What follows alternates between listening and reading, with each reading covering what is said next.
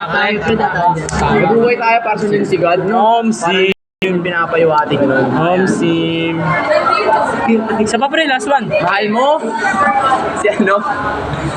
Game. Dito. Mac, tama naman. Mo! Ganda. Hindi ako pag wala akong maitambin yun. Meron ako pre. Tungkol sa pre kwento eh. Tungkol sa last pre. Sa akin kwento. Old pre ka. Sa akin pre. Kwento. Uy, ilaw call. No one remembers the wise. Gaano? No one remembers the wise. Wise ano yun? W-I-S-E. Aliw pre yung mga wais. No one remembers the fools. In days to come, we will be forgotten. We must all die, wise and foolish. Ganda nun pre. Ano? Gets ko? Gets ko yun, pre. Pre, ano, sa mundo natin, pre, kahit yung matatalino, pre, tsaka yung mga bobo, pre, pag namatay, pre, pantay. Ay, oo nga.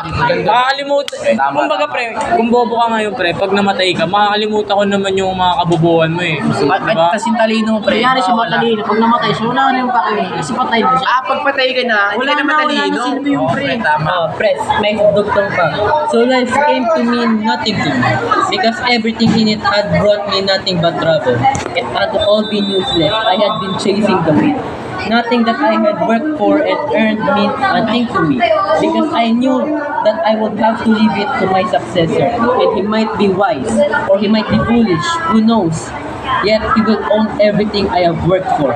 Everything my wisdom has earned for me in this world. It is all useless.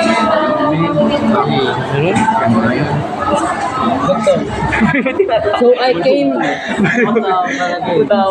to regret that I had to work so hard. Work for something with all your wisdom, knowledge, and skill.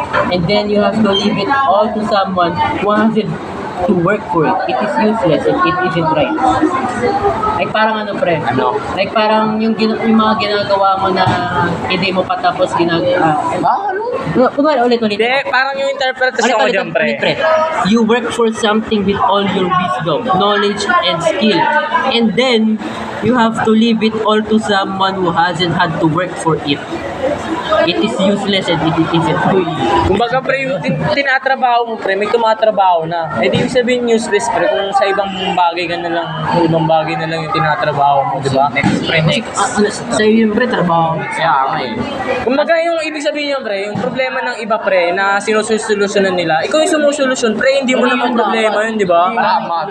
Slave ka. Nangingialam ka sa problema niya pre, gusto mong solusyonan pero hindi mo talaga kaya. Sa'yo lang pre. Sim. As long as you live, every